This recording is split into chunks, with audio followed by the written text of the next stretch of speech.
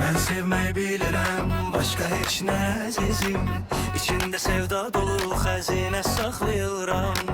Hər nə yaxşı şey olsa mən işqə bağlayıram. Günəşin çıxmasını, yağışın yağmasını, ulduzların gecələr göylərdən baxmasını.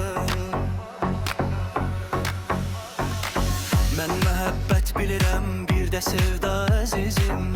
Bir də sənin yerini düz köksümün içində. Əlini qoy qəlbimə bax düz burada əzizim. Mən bir səni bilirəm, bir də səni sevməyi. Allah'tan gizli deyil, səndən gizlədim nəyi?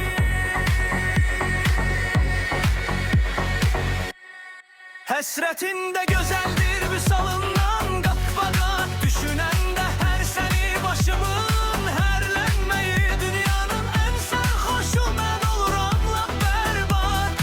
Bircə səni bir bilirəm, o anda da əzizim. Yenə səni bilirəm, bir də səni sevməyi. Ağlımda ürəyimin dönübdür əsrinə. Bu eşqin, bu sevdanın soruşmuram sirrinə. Əsla sirrim açmaram elim qanda əzizim.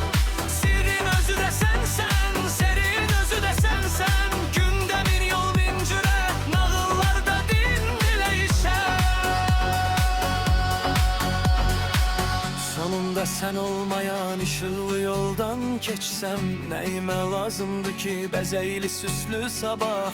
Hicranın şehində, rüzgarında əzizim. Sənə gedən qaranlıq cığır bəsimdir vallah. Mən udmaq istəmərəm bu oyunda əzizim. Damarımda, qanımda yollarını değişir.